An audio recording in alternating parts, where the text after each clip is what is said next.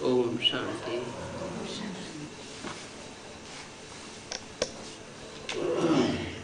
15 फरवरी 66 को बॉम्बे में ब्रह्मा बाबा के द्वारा शिव बाबा ने मुरली चलाई थी। रिकॉर्ड चला था, धीरज धर मनुआ धीरज धर, तेरे सुख के दिन आवेंगे। गीत की 2 लाइन सुनी। बाप कहते हैं सब वेदों उपनिषद आदि आदि में कुछ भी सार नहीं है।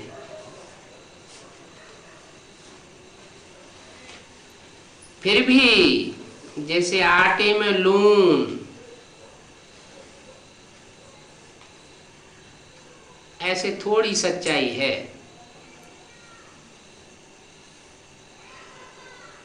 कुछ न कुछ है जो वेदों उपनिषदों में सच्चाई है। तो जो भी सच्चाई है वो ही तंत बैठ बाप समझाते हैं। जो तंत है, जो सार है, उसी सार का विस्तार बाप समझाते हैं, बतलाते हैं। गीत में भी कोई सार नहीं है। कोई कोई गीत हैं जिनमें कुछ सार होता है, जो बाप बैठ समझाते हैं। ये कोई यहाँ के बने हुए नहीं है, वो सिर्फ गाते रहते हैं, परंतु उन गीत गाने वालों को फायदा कुछ भी नहीं। कनरस मिलता रहता है।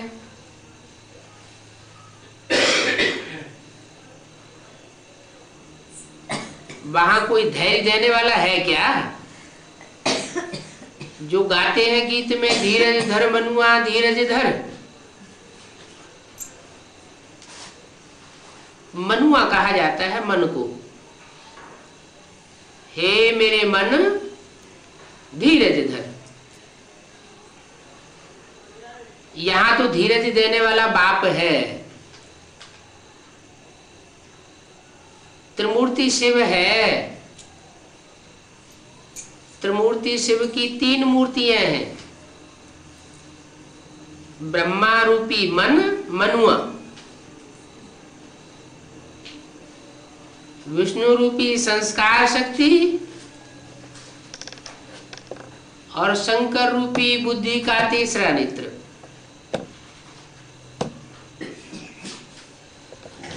तो मन तो अधेर ही हुआ पड़ा है। कब सुख के दिन आवेंगे?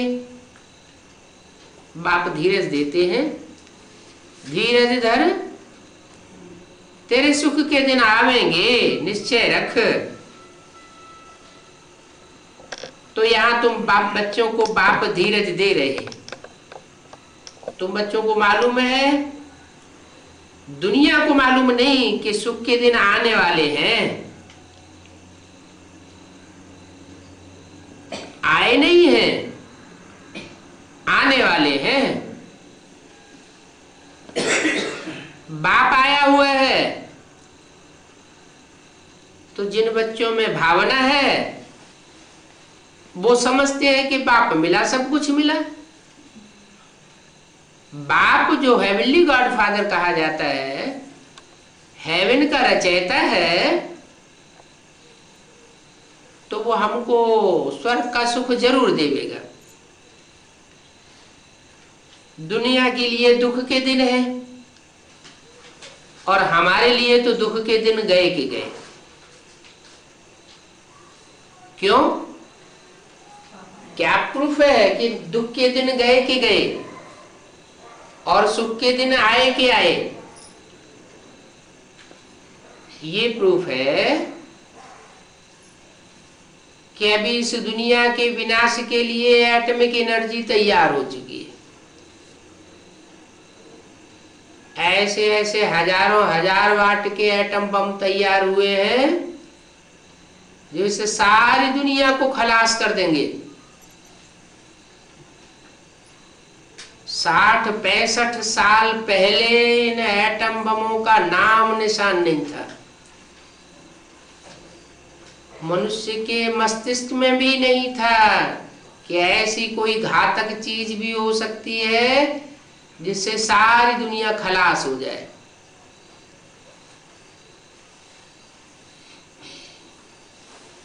और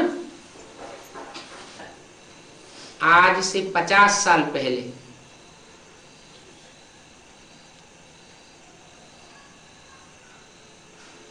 55-60 साल पहले कह लो, 1945 ईस्वी में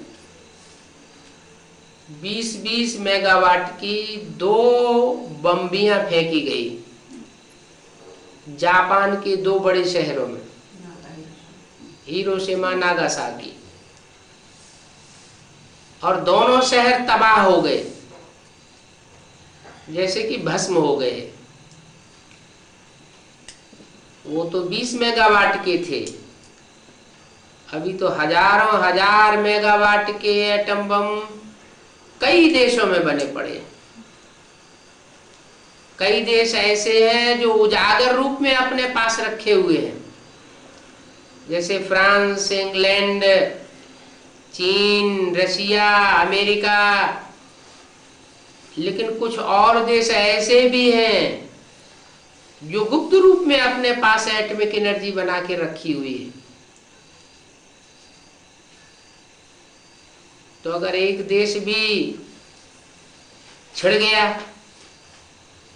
क्रोध में आ गया, तो दूसरे देश कोई चुप तो बैठने वाले है नहीं। और ये तो ऐसी भयानक चीज है कि अगर सागर में भी गिरेंगे तो भी भूकंप ला देंगे। पृथ्वी का बैलेंस बिगड़ेगा। जब पृथ्वी का बैलेंस बिगड़ेगा तो बड़े बड़े भूकंप आते हैं, जमीन हिलती है, और जो दुनिया में बड़े बड़े महल माड़ियां अटारियां बनी हुई खड़ी है वो सारी धराशायी हो जाएंगी। इसलिए बाबा ने कहा है कि दुनिया का सबसे बड़ा विनाश होगा भूकंप से, क्योंकि बिल्डिंगों में तो मनुष्य रहते हैं, और जब बिल्डिंगें गिरेंगी ताश के पत्तों की तरह, तो सारी दुनिया में जितने भी मनुष्य मात्र हैं, जहां जहां उन एटम बमों का प्रभाव होगा धड़ाधड़ मरने लग पड़ेंगे। समुद्र का जल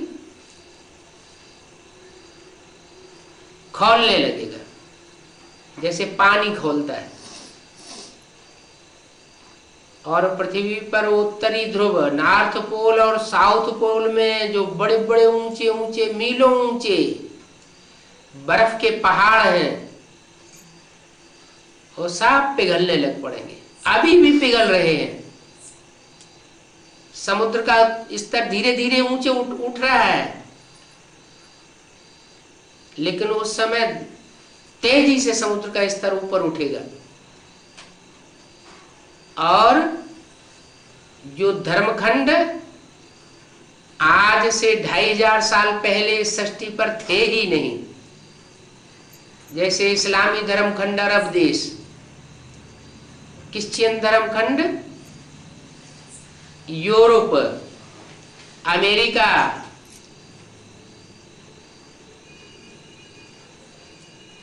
और मुस्लिम धर्मखंड अफगानिस्तान, ईरान, तुरान वगैरह वगैरह, बौद्धी धर्मखंड चीन, जापान, मलेशिया वगैरह, ये 2500 साल पहले थे भी नहीं। और अब एटम बम फटेंगे तो अब रहेंगे भी नहीं।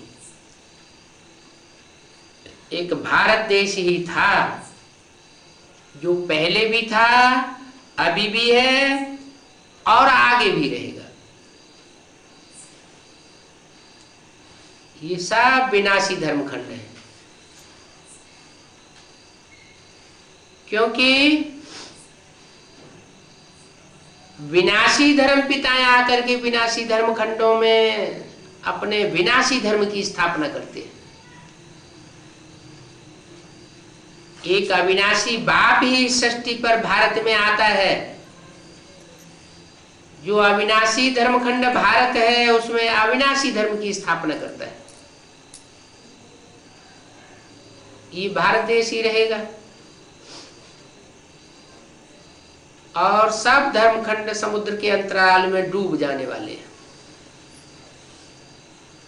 अमेरिका आज 500 साल पहले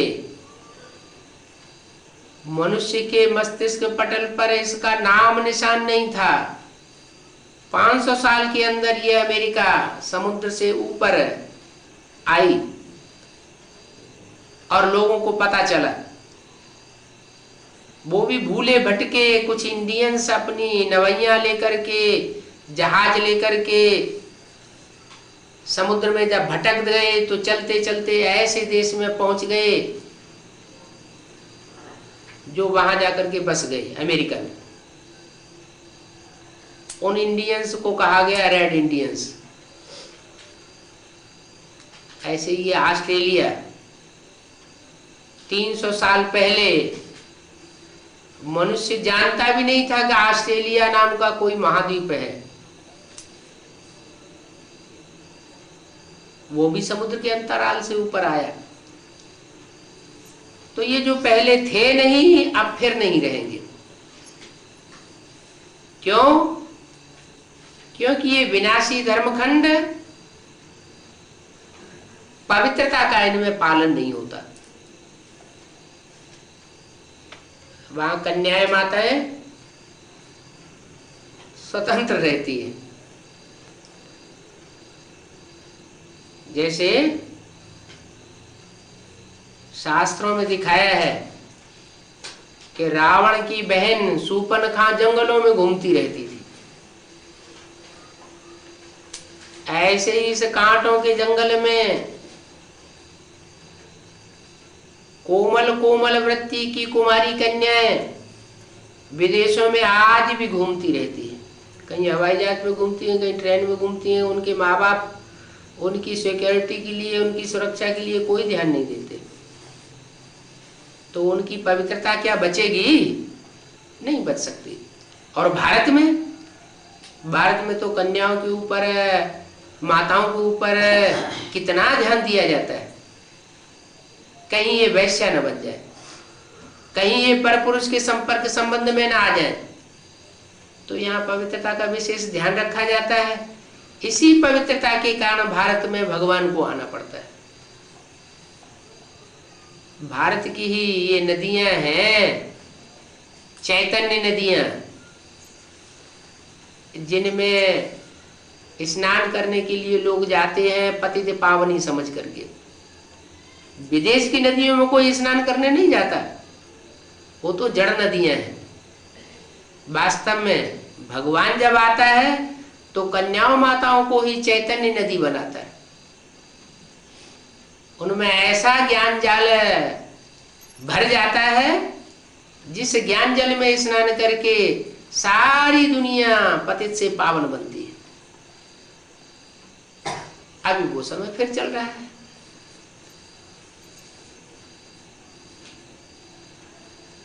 उन नदियों को भगवान पतित से पावन बनाए रहा है ज्ञान जल से। वो नदियां सराबोर हो रही हैं, भरपूर हो रही हैं। भारत की गंगा नदी, यमुना नदी, कावेरी नदी, गोदावरी नदी, सारी ही नदियों में ये शिफ्ट है पतितों को पावन बनाने की। लेकिन गंगा नदी विशेष प्रसिद्ध है। क्यों? क्योंकि भारत में भगवान भी उत्तर भारत में प्रत्यक्ष होता है।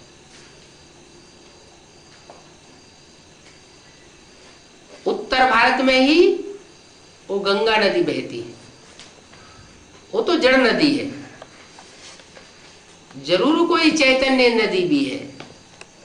इसलिए शंकर की जटाओं में सर के ऊपर कन्या का चित्र दिखाया जाता है गंगा के रूप में। तो कोई लोग तो समझते हैं पानी की नदी बही होगी, तो जटाओं में से कोई पानी की नदी नहीं बहती है। ज्ञान गंगा जब ऊपर से आई तो शंकर के मस्तिष्क में समा गई, यानी बुद्धि में समा गई। बुद्धि में सारा ज्ञान जल समा गया, और वो बुद्धि में जो ज्ञान जल समाया, उस ज्ञान जल की गहराई को गंगा नदी ने, कोई कन्या ऐसी निकली जिसने उस ज्ञान जल को पवित्रता की पावर से अपने अंदर समा के रखा। और वही गंगा जब इस सृष्टि पर बहती है उत्तर भारत में, लोगों का कल्याण होने लगता है। अभी वो स्टेज नहीं आई है।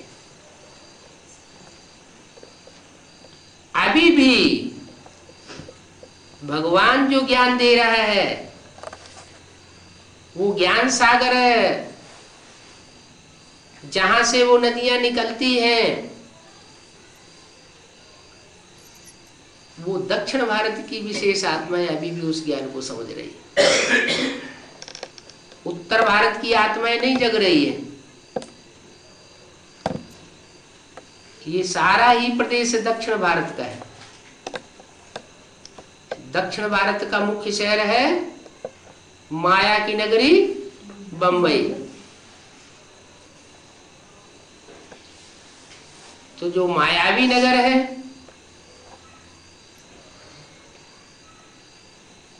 उनको पहले ज्ञान दर की दरकार, ज्ञान जल की दरकार है,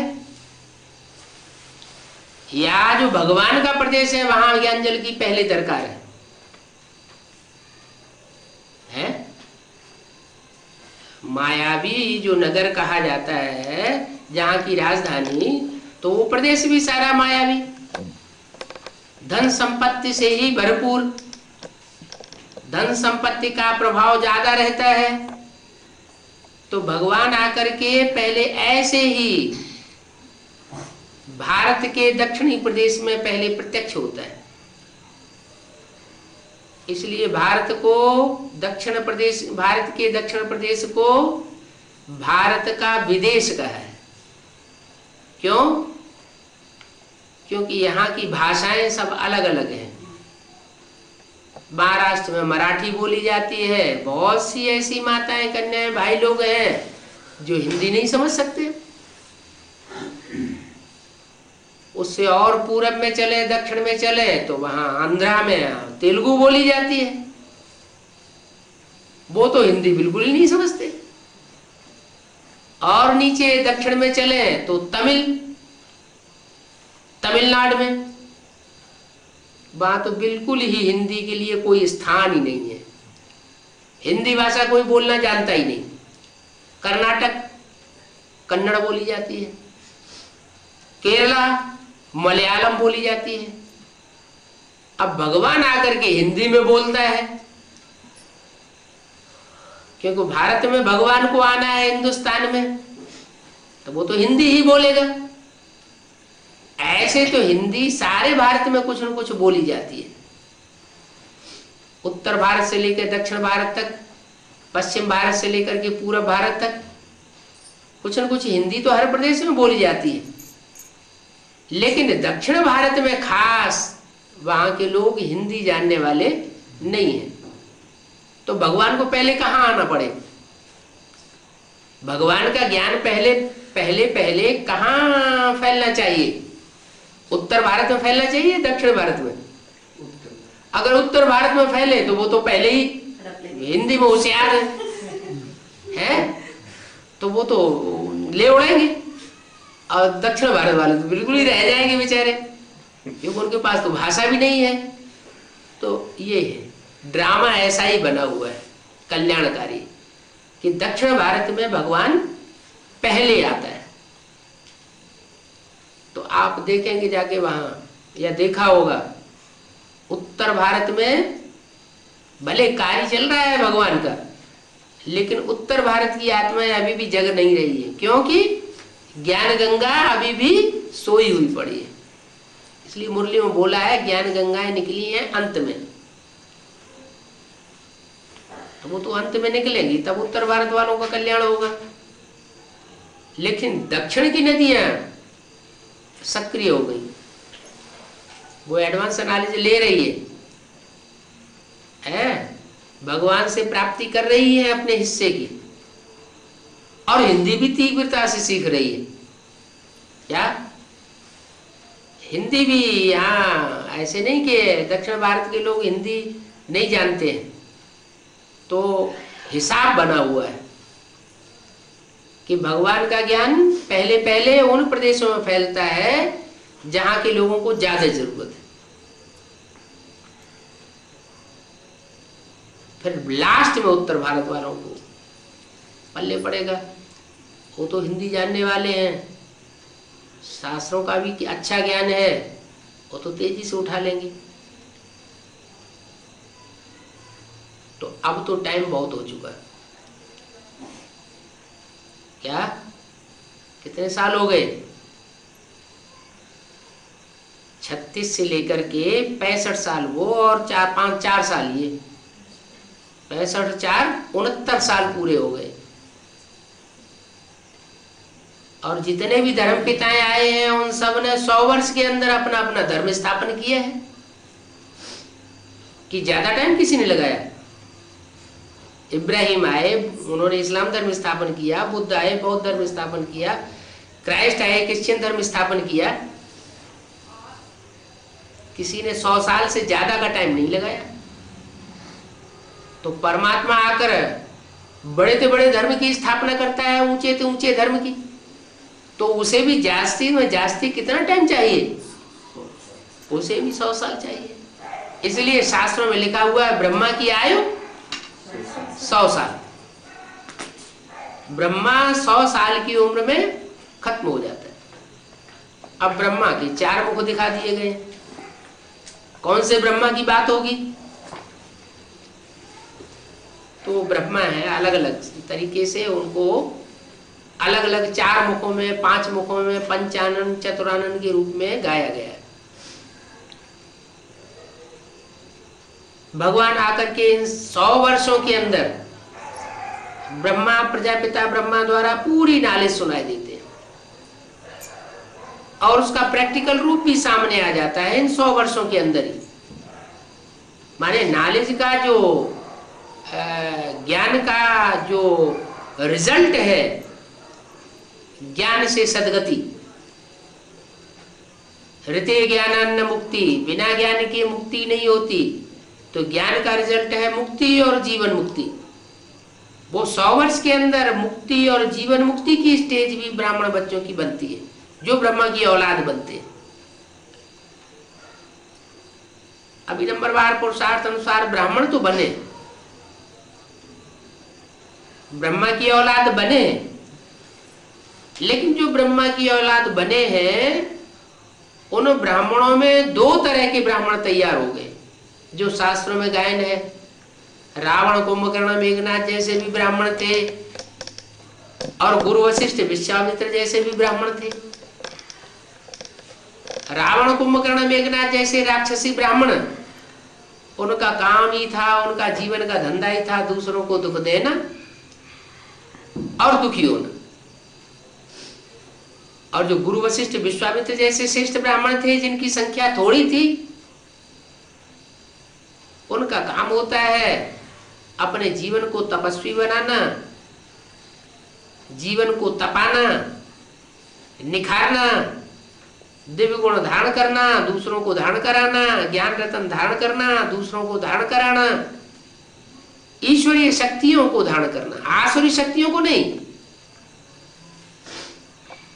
बाहुल्य की कमाई करना नहीं, ईश्वरीय बल की कमाई करना और दूसरों को कराना। महाभारत में उनको कौरव पांडवों के रूप में कहा गया है।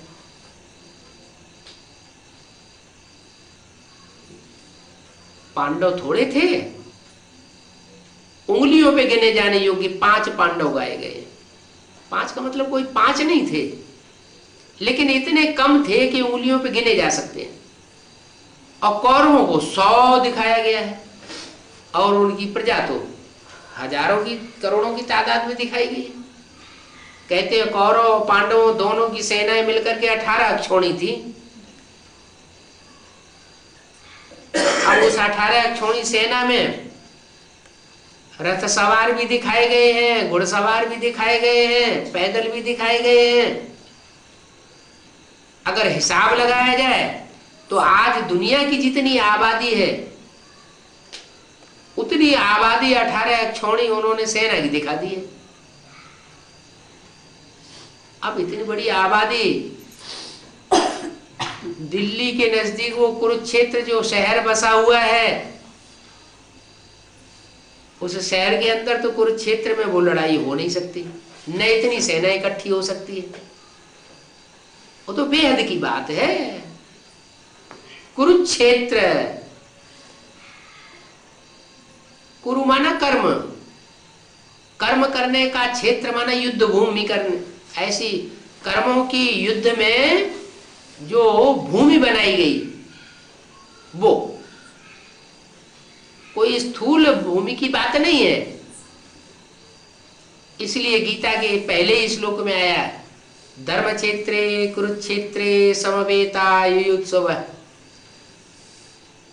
इस धर्म के क्षेत्र में, धर्म के अखाड़े में, कर्म क्षेत्रे, कर्म के अखाड़े में, कर्म के भूमि में युद्ध की इच्छा वाले, कोई अच्छे कर्म करने वाले थे, कोई बुरे कर्म करने वाले थे, कोई असुरों की मत पर चलने वाले, कोई ईश्वरीय मत पर चलने वाले। ईश्वर की मत तो जरूर है, 3 मूर्तियों के द्वारा ही मिलेगी। वो तो कहा जाता है त्रिमूर्ति शिव। तो 3 मूर्तियों में जो पहली मूर्ति है ब्रह्मा की मूर्ति के द्वारा जो भी वाणी उच्चारण की गई, उस वाणी को मानने वाले जो होंगे वो जरूर पांडव होंगे या श्रेष्ठ ब्राह्मण होंगे। श्रेष्ठता को धारण करने वाले सब नहीं होते, थोड़ी सी आत्माएं होती हैं।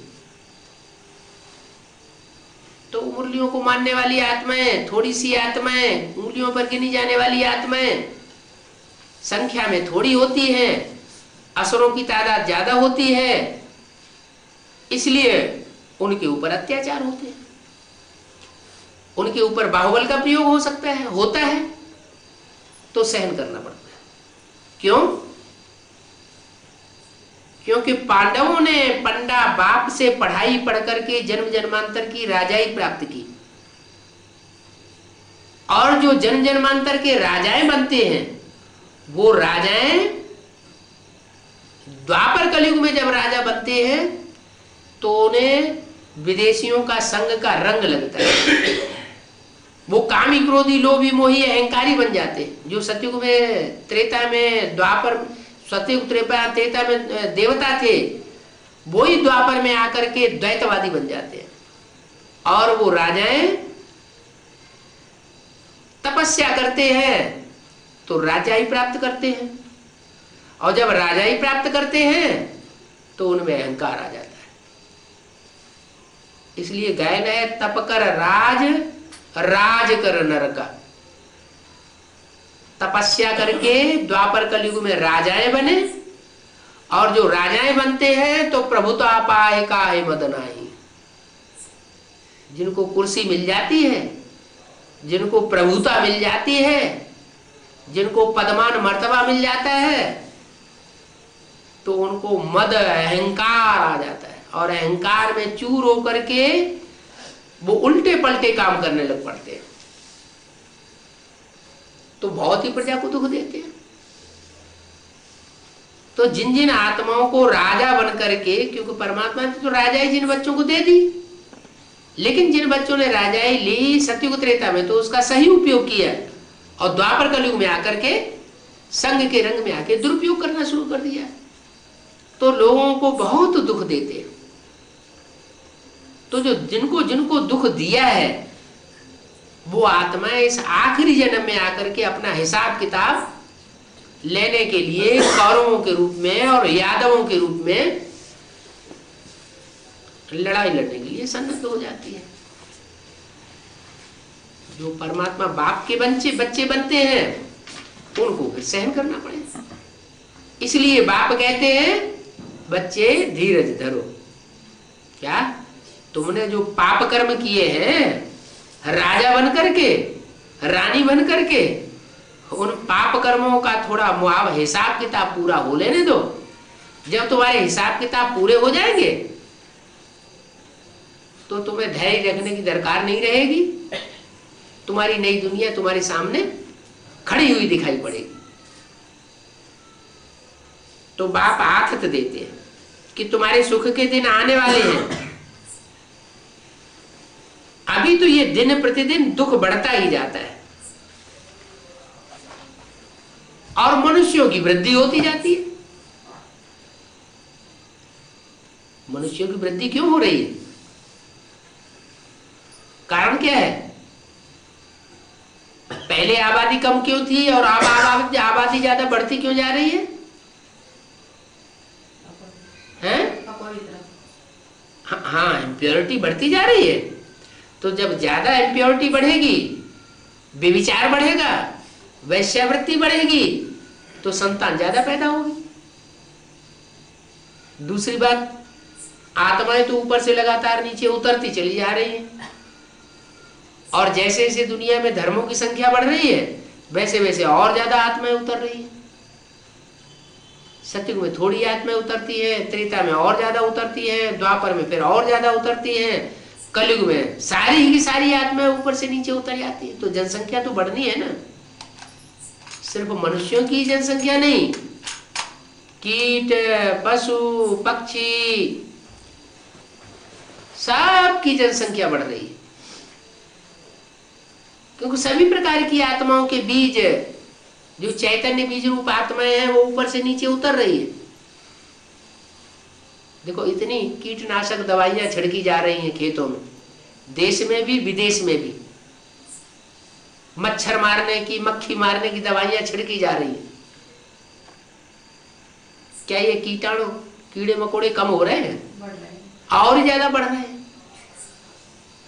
इसका मतलब है कि ये आत्माएं वापस नहीं जाती। जो ऊपर से नीचे उतर आई वो यहाँ की यहीं जन्म लेती रहती है और ऊपर से और ज्यादा उतरती आती है। तो जनसंख्या तो बढ़नी ही बढ़नी है और जब जितनी ज्यादा जनसंख्या बढ़ती जाएगी उतनी ज्यादा दुख और अशांति बढ़ती जाएगी, शोरगुल बढ़ता जाएगा। तो अशांति बढ़ेगी, दुख दर्द बढ़ेंगे, तो मनुष्य त्राहि त्राहि करता है। मनुष्य त्राहि त्राहि करता है तो सारे ही जीव जंतु त्राहि त्राहि करने लग पड़ते हैं क्योंकि मनुष्य में सबसे जास्ती इंद्रियां हैं। दूसरे कीट, पशु, पक्षी, पतंगों में उतनी इंद्रियां नहीं होती अनुभव करने की।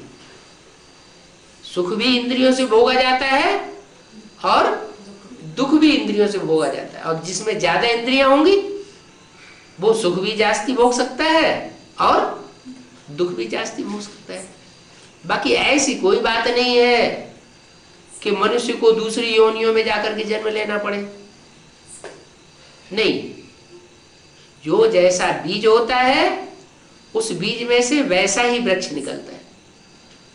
आम का बीज होगा तो आम का ही वृक्ष पैदा होगा ना।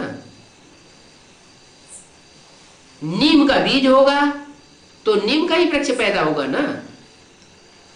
बरगद का बीज होगा तो बरगद ही वृक्ष के रूप में निकलेगा ना। तो ऐसे ही मनुष्य आत्मा रूपी जो बीज है वो जो परम धाम से ऊपर से नीचे उतर रहे हैं उनमें मन की प्रधानता होती है, इसलिए उनको कहा जाता है मनुष्य। मन बुद्धि की प्रधानता होने वाली जो आत्माएं हैं वो मनुष्य ही बनती है, तो दूसरी योनि में जन्म नहीं लेती। तो मनुष्य आत्माएं वो मन की प्रधानता होने के कारण सोच विचार कर सकती है। वो ज्ञान को समझ सकती है, दूसरों को ज्ञान समझा सकती है, उस पर मन चिंतन मंथन कर सकती है, तो भगवान को मनुष्यों को सुधारने के लिए आना पड़ता है। बाकी उन्होंने तो शास्त्रों में लिख दिया है, वेदों में उपनिषदों में, कि भगवान ने जानवर के अवतार लिए, घोड़े का अवतार लिया, कच्छ का अवतार लिया, मच्छ का अवतार लिया। अब भगवान कोई जानवरों को सुधारने के लिए इस सृष्टि पर आएगा या मनुष्यों को सुधारेगा? मनुष्यों को आकर के सुधारता है। भगवान तो वो चीज है जो देवताओं से भी ऊंची चीज है। देवताओं से नीची कैटेगरी बनती है तब मनुष्य बनते हैं, मनुष्यों से जब जब नीचे उतरते हैं तो राक्षस बनते हैं। तो भगवान आकर के क्या कीड़ा मकोड़ा या ये जानवर बनता है? नहीं, वो जानवरों को सुधारने के लिए नहीं आता, वो ऊंचे से ऊंचा करतार तो मनुष्यों में प्रवेश करता है। मनुष्य ही पतित बनते हैं, मनुष्य ही पावन बनते हैं। मनुष्य पावन बनता है तो देवता बन जाता है, मनुष्य पतित बनता है तो नीचे गिरते गिरते राक्षस बन जाता है। अब ऐसे पतित मनुष्यों को पावन बनाने के लिए परमात्मा कलयुग के अंत में आता है। ऐसे नहीं कि जैसे वेद शास्त्रों में लिख दिया है, संभवामि युगे युगे, मैं हर युग में आता हूं। अरे कोई मकान होता है, बाप अपने बच्चों के लिए मकान बनाता है तो मकान की भी 4 अवस्थाएं होती हैं। सतो प्रधान में बहुत ही सुखदायी होता है, फिर सतो सामान्य स्टेज होती है, थोड़ा कम सुखदायी हो जाता है, फिर उसकी रजो प्रधान स्टेज बनती है, थोड़ा उसमें दुख शुरू हो जाता है, टूट फूट शुरू होती है, फिर तामसी अवस्था भी मकान की बनती है, बहुत ही टूट फूट होने लगती है, तो ज्यादा दुख देता है। जब ऐसी स्थिति आ जाती है कि कोई भी प्रकार की रिपेयरिंग से मकान सुख नहीं दे पाता, तब फिर बाप जो है अपने बच्चों के लिए नया मकान बनाता है। ऐसे ही षष्ठी रूपी मकान है। षष्ठी रूपी मकान को भी चेंज करने के लिए परमात्मा को उसकी सतो प्रधान स्टेज सतयुग में आने की दरकार नहीं, त्रेता में भी आने की दरकार नहीं, क्योंकि त्रेता में राम का राज्य गाया हुआ है, वहां भी बहुत सुख होता है। और द्वापर युग में भी जो नए नए धर्म पिताएं आते हैं वो भी सात्विक धर्म की स्थापना करते हैं, उस समय भी इतना दुख शुरू नहीं होता। कलयुग में कलह क्लेश का युग होता है, यहाँ बहुत ज्यादा दुख होता है। उसमें भी कलयुग के अंत का जो टाइम चलता है, जो अभी चल रहा है, उस टाइम तो रौरव नरक हो जाती है दुनिया। स्त्री जाति की तो सुरक्षा ही नहीं है इस दुनिया में कहीं भी। जब ऐसी स्थिति हो जाती है तब परमात्मा इस सृष्टि पर आता है और आकर के सत्य सनातन धर्म की स्थापना करता है और जो भी दुष्ट धर्म है उनका विनाश कराता है। अपने बच्चों को धीरज देता है, बच्चे अब धीरज धरो, तुम्हारे दुख के दिन अब गए के गए, अब सुख के दिन आ गए हैं। भला मनुष्यों की वृद्धि होती जाती है, हर मास को 10 लाख की वृद्धि होती है और इस तरह की ये वृद्धि तो बढ़ती ही रहेगी। कोई कितना भी माथा मारे, काहे के लिए? जनसंख्या रोकने के लिए माथा मारते हैं ना। सरकार देखो कितना प्रयत्न कर रही है बर्थ कंट्रोल के लिए, लेकिन क्या बर्थ कंट्रोल रुक पाता है? नहीं रुक रहा है। तो बताया कोई कितना भी माथा मारे, लेकिन ये जनसंख्या वृद्धि तो होगी ही। बाप कहते हैं नर चाहत कुछ और है और होता है कुछ औरों की और है भाई। मौत की फांसी लग पड़ी। मनुष्य क्या चिंतन करते रहते हैं, परंतु होता देखो क्या है। अभी तो इन सब का मौत सामने खड़ा है। मनुष्य को फांसी चढ़ाते हैं तो लटक पड़ते हैं। अभी तो इस दुनिया में भी सब धर्म को फॉलो करने वाले अपने अपने गुरुओं में लटक पड़े हैं। क्या वो ही शूटिंग अभी ब्रह्मा कुमारी ईश्वरी विश्वविद्यालय में भी हो रही है।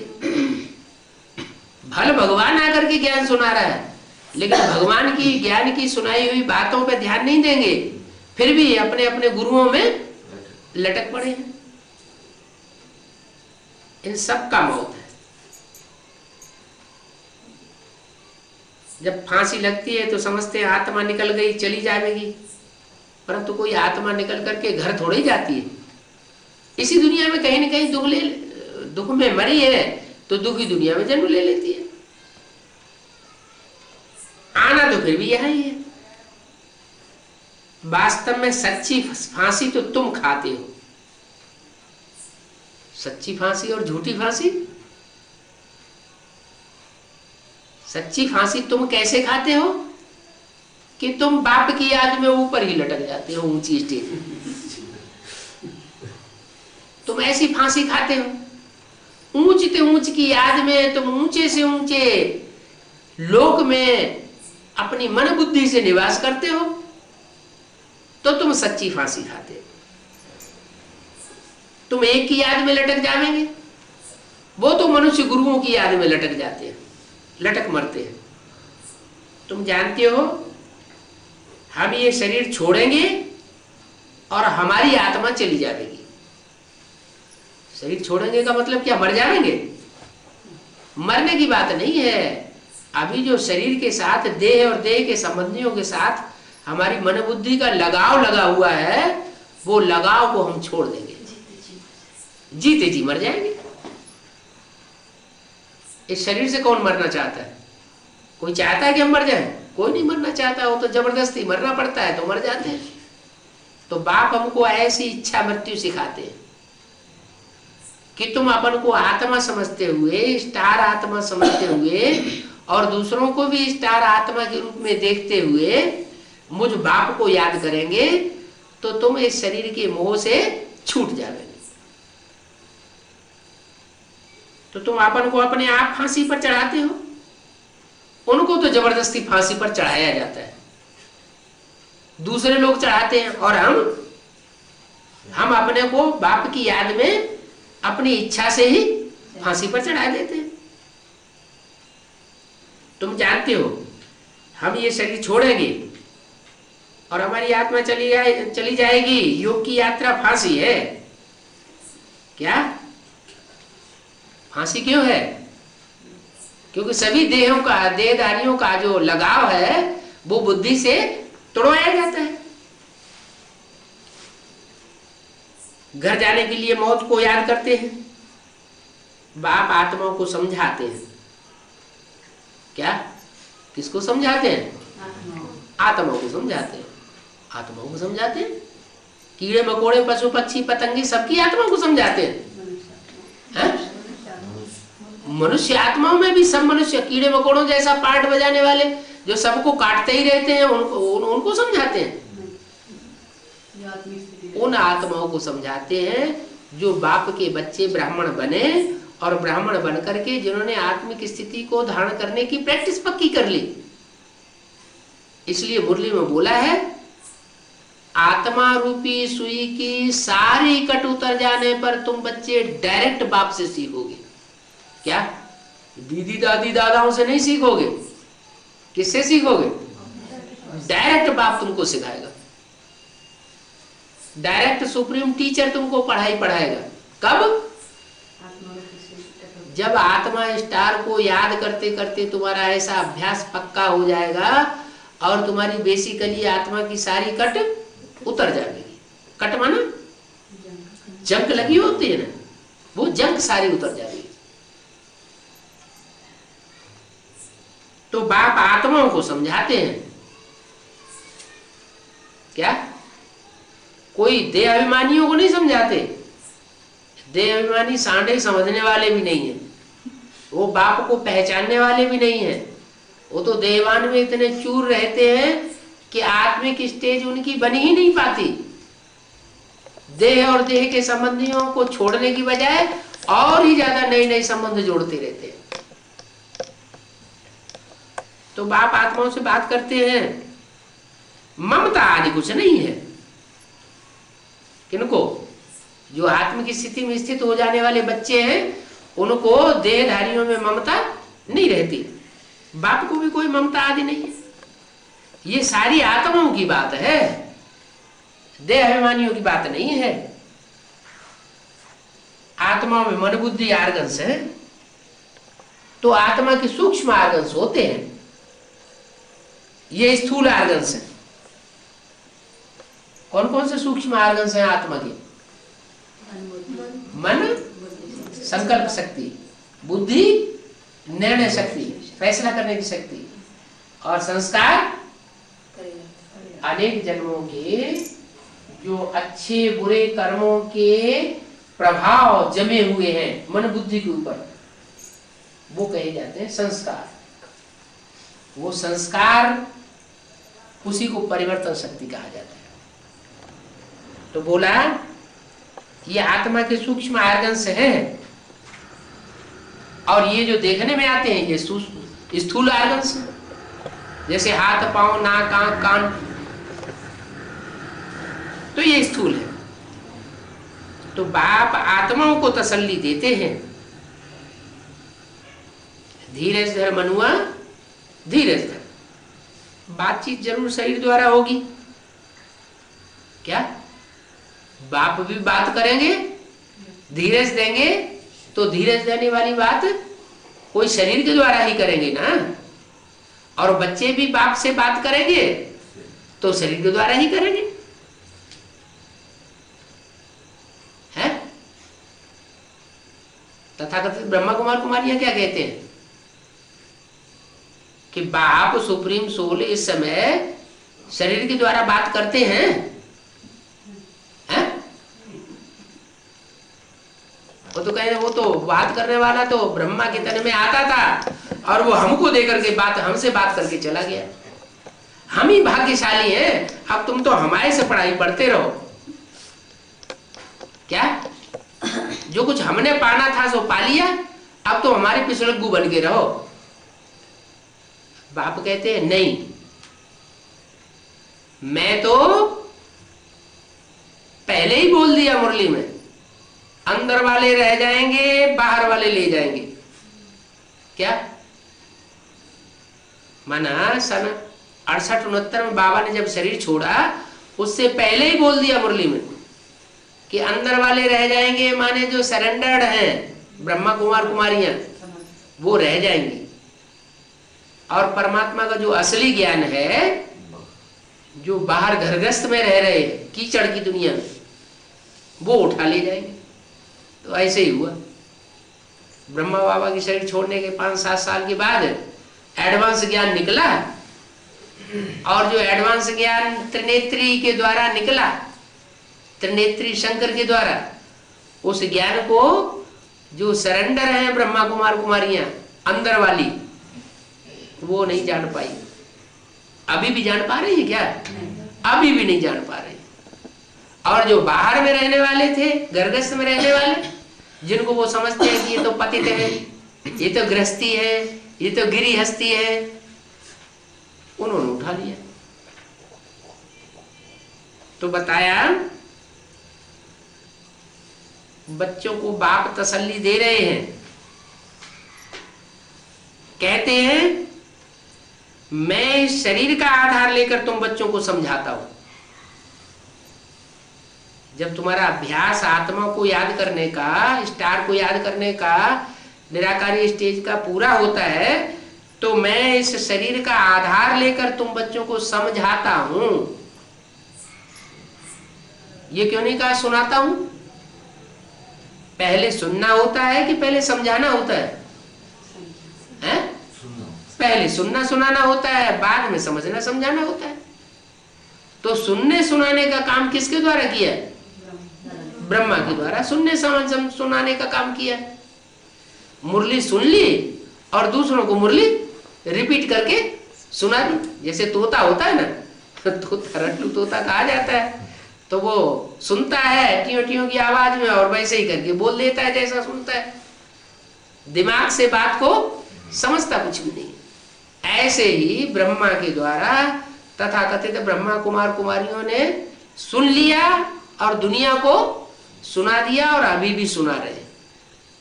लेकिन उन मुरलियों का तंत्र क्या है? सार क्या है वो नहीं जानते। तो बाप कहते हैं कि जो कागज के लिखे हुए मुरलियां हो चाहे शास्त्र हो, उनमें आटे में नमक की मिसल सच्चाई है और बाकी सब भूसा है। तो जो नमक की मिसल सच्चाई है, वो सच्चाई, वो सार को मैं विस्तार में आकर के समझा रहा हूं। तो बाप अभी समझा रहा है मुरलियों के सार को। तो जरूर कोई तन का आधार लेकर के ही समझाऊंगा, समझाता हूं। कहते हैं बच्चे अभी उतावलापन मत करो। क्या कोई भी बात हो उसमें उतावला नहीं होना चाहिए। अरे इतनी देर लग रही है, इतना टाइम हो गया, अभी काम क्यों नहीं हो रहा है, हम सुखी क्यों नहीं हो रहे, हम दुखी क्यों होते जा रहे हैं। बाप कहते हैं उतावले मत बनो, धैर्य ध्यान करो। तुम्हारा ये ईश्वरीय जन्म सबसे उत्तम है। वो तो शास्त्रों में बताते हैं कि 84 लाख योनियों में भ्रमण करने के बाद फिर एक मनुष्य जन्म मिलता है। बाप कहते हैं 84 लाख योनियों में तो मनुष्य आत्मा जाती ही नहीं। मनुष्य के 84 जन्म होते हैं ज्यादा से ज्यादा 4 युगों में, लेकिन 84 जन्म श्रेष्ठ नहीं है। भले देवताएं श्रेष्ठ कहे जाते हैं, लेकिन वो भी नीचे उतरते हैं। सतयुग में देवताएं नीचे उतरना शुरू करते हैं कि ऊपर चढ़ते हैं? नीचे उतरते हैं। सतयुग में भी नीचे उतरते हैं, त्रेता में भी नीचे उतरते हैं, द्वापर कलयुग तो है ही उतरती कला की युग। तो इन युगों में तो मनुष्य आत्माएं नीचे उतरती है, लेकिन जब परमात्मा ऊपर से नीचे आता है कलयुग के अंत में, तो आकर के हम सब मनुष्य आत्माओं की चढ़ती कला करता है। ये चढ़ती कला का ईश्वरीय जन्म है जो सबसे ऊंचा जन्म है। इसको वास्तव में कहेंगे मनुष्य जन्म। और जन्मों में तो जानवरों जैसे बनते हैं द्वापर युग से कलयुग तक, लेकिन इस जन्म में मनुष्य से देवता बन सकते हैं। इसलिए ये सबसे श्रेष्ठ जन्म है, सबसे उत्तम जन्म है ही पुरुषोत्तम संगम युग का समय। तो 500 करोड़ पुरुष जितने भी हैं उन सब में उत्तम उत्तम 33 करोड़ देवताएं। 33 करोड़ देवताओं में भी जो 9 लाख श्रेष्ठ आत्माएं हैं, 9 लाख चमकते हुए सितारे हैं संसार के, वो अभी प्रत्यक्ष होने वाले हैं। उन 9 लाख सितारों में भी वो आसमान के जड़ सितारे नहीं प्रत्यक्ष होने वाले संसार में, वो तो जड़ सितारे हैं। ये आत्मा रूपी जो चैतन्य सितारे हैं वो संसार में अभी चमक मारने वाले हैं ज्ञान की। सारी दुनिया उनकी तरफ टकटकी लगा करके देखेगी कि ये है ईश्वर की औलाद। तो ये ईश्वरी जन्म तुम्हारा सबसे उत्तम है। क्यों उत्तम है? क्योंकि इस जन्म में ही हम मन रूपी मनु की अर्थात ब्रह्मा की औलाद बनते हैं। क्या? शिव की 3 मूर्तियां है ना, ब्रह्मा विष्णु शंकर। उसमें ब्रह्मा है मन, विष्णु है संस्कार शक्ति, और शंकर है बुद्धि रूपी तीसरे नेत्र की शक्ति। तो मन बुद्धि संस्कार, उनमें से जो पहली मूर्ति है ब्रह्मा, उसको मनु कहा गया है शास्त्रों में। क्या? और मनुष्य मनु की जो औलाद बने उनका नाम रखा गया मनुष्य। जैसे द्वापर युग से विष की औलाद वैश्य, क्या? विष्णु की औलाद वैष्णव, शिव की औलाद शिव के फॉलोअर शैव, और ब्रह्मा की औलाद ब्राह्मण। एक मात्रा बढ़ती गई ना बच्चे के अर्थ में। तो ऐसे ही मनु की औलाद मनुष्य, ये बढ़ गया। तो मनु की हम सब औलाद इसी जन्म में है, और किसी जन्म में मनुष्य नहीं होते हैं। या तो देवताएं होते हैं, या तो दूसरों को दुख देने वाले राक्षस होते हैं। वास्तव में मनन चिंतन मंथन इस आखिरी जन्म में चलता है। नहीं तो मनन चिंतन मंथन तो मनुष्य चलाते हैं, दुनिया में भी चला रहे हैं, लेकिन रिजल्ट क्या आता है? एटम बम बना के रख लिए, ऐसा मन चला रहे हैं। तो कोई आदमी पेड़ पर चढ़ करके जिस शाखा को काट रहा है उस शाखा पर ही बैठा हुआ है, तो उसकी क्या हालत होगी? नीचे गिर के मर जाएगा ना। तो उसी दुनिया में हम रह रहे हैं और मन बुद्धि ऐसी चला रहे हैं, जिस दुनिया में रह रहे हैं उसी को भस्म करने का बारूद इकट्ठा कर लिया है एटम बम बनाने के लिए। तो दुनिया की कितनी पावर खर्च हो रही है फालतू के काम में, जिससे दुनिया नष्ट होने वाली है। तो वो कोई मनन चिंतन मंथन नहीं हुआ, वो तो राक्षसी मनन चिंतन मंथन हुआ। असली मनन चिंतन मंथन करने वाला मनुष्य अभी परमात्मा हमको बनाए रहा है। तो तुम्हारा ये ईश्वरीय जन्म सबसे उत्तम है। चाहो तो उस उत्तम जन्म को अपने अनेक जन्मों के कल्याण में लगा सकते हो, और न चाहो तो नहीं लगा सकते, क्योंकि टाइम बाकी थोड़ा है। क्या ये 60-70 साल तो पूरे होने आ गए, अब ये 30-33 साल बचे हैं सिर्फ। क्या पहली मूर्ति ब्रह्मा का काम पूरा हुआ, दूसरी मूर्ति शंकर का काम भी पूरा हो गया। ब्राह्मणों की संगमी की दुनिया में अब आग लगने वाली है, लगना शुरू भी हो गई। क्या वो तो समझते हैं कि शंकर द्वारा बाहर की दुनिया का विनाश हुआ होगा। बाहर की दुनिया के विनाश की बात ही नहीं है। भगवान आकर के जो ब्रह्मा के द्वारा ब्राह्मणों की दुनिया स्थापन होती है, उसी में आसुरी ब्राह्मण तैयार हो जाते हैं, पैदा हो जाते हैं। उन आसुरी ब्राह्मणों का संहार करने के लिए और श्रेष्ठ ब्राह्मणों की स्थापना करने के लिए परमात्मा अभी कार्य करा रहा है। तो शंकर द्वारा ये आसुरी ब्राह्मणों की दुनिया नष्ट होने वाली है, और जो श्रेष्ठ ब्राह्मण है वो ब्राह्मण सो देवता बनने वाले हैं। तो थोड़ा टाइम रह गया, तुम शिव बाबा के पोत्रे और ब्रह्मा के बच्चे हो। क्या यज्ञ के आदि में शिव बाबा ने जिस व्यक्तित्व में पहले पहले प्रवेश किया था वो हमारा डाडे है, बाप दादे। बाप के बाप को क्या कहते हैं? डाडे। तो यज्ञ के आदि में जिस तन में परमात्मा ने प्रवेश किया था, जिसके लिए बोला है, ऐसे ऐसे बच्चे थे जो मम्मा बाबा को भी डायरेक्शन देते थे, ड्रिल कराते थे, टीचर बन करके बैठते थे। हम समझते थे तो बहुत अच्छा नंबर माला में आवेंगे। तो वो डाडे में सुप्रीम सोल ने प्रवेश करके डाडे का पार्ट बजाया। बाद में बच्चे चले गए, लेकिन एक बार जो ब्राह्मण बन जाता है उसका पुरुषार्थ कभी व्यर्थ नहीं जाता। ये तो संस्कृत की गीता में भी लिखा हुआ है। तो वो बच्चे जो यज्ञ के आदि में शरीर छोड़ गए थे वो ही फिर दोबारा यज्ञ में आ जाते हैं।